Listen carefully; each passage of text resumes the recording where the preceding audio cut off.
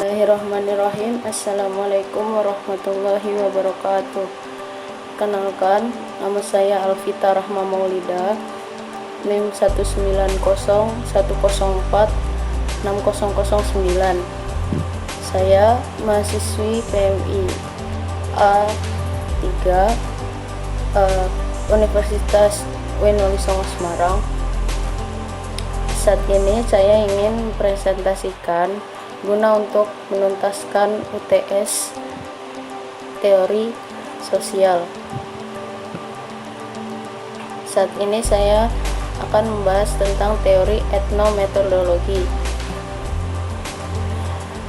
Konsep etnometodologi berasal dari 3 kata Yunani. Yang pertama etnos, metodas, dan logos.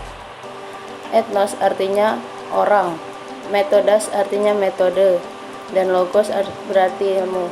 Secara harfiah, etnometodologi diartikan sebagai studi atau ilmu tentang metode yang digunakan untuk meneliti bagaimana individu-individu menciptakan dan memahami kehidupan mereka sehari-hari, seperti cara mereka menyelesaikan pekerjaan di dalam hidup sehari-hari. Harold Garfinkel yang pertama kali mengenalkan istilah etnometodologi. Asumsinya adalah percakapan atau cerita merupakan cara orang mengkonstruksi realitas menggunakan bahasa sebagai bahan utama kajian yang diperoleh dari ucapan keseharian dalam interaksi individu. Etnometodologi menghindari pemaknaan bahasa dari aspek gramatika, tetapi lebih pada inti komunikasi mereka.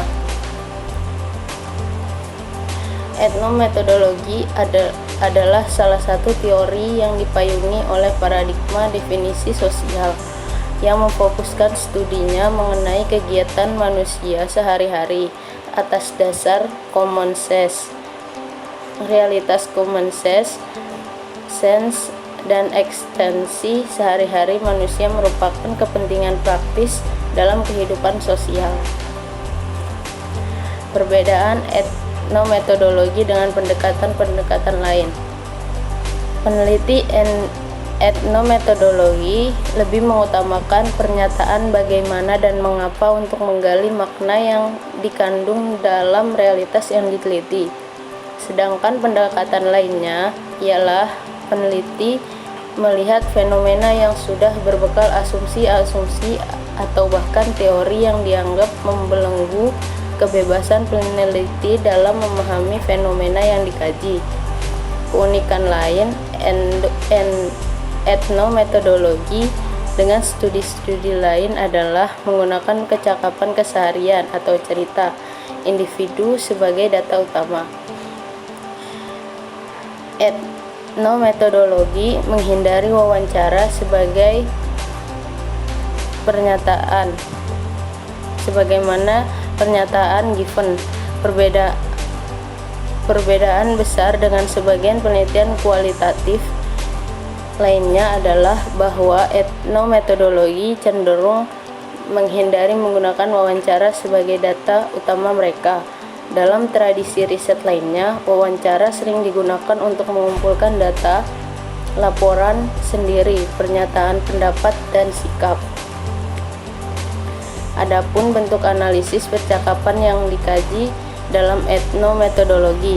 Yang pertama, percakapan telepon, yaitu pengenalan dan pengakuan. Yang kedua, membuat tertawa. Yang ketiga, merangsang tepuk tangan. Yang keempat, mengolok-olok atau ejekan. Yang kelima, munculnya interaksi dari kalimat dan kisah. Yang keenam, integrasi pembicaraan aktivitas non-vokal. Yang ketujuh, malu dan atau percaya diri. Kelemahan wawancara dengan etnometodologi. Yang pertama, wawancara. Kelemahannya adalah wawancara memerlukan waktu yang lama. Yang kedua, informan atau komunikan bisa saja berbohong. Yang ketiga, hasil wawancara belum tentu mengungkap apa yang sesungguhnya terjadi. Selanjutnya yaitu etnometodologi. Terdapat pula kelemahannya. Yang pertama, tidak tepat digunakan untuk meneliti sikap dalam lingkup yang luas.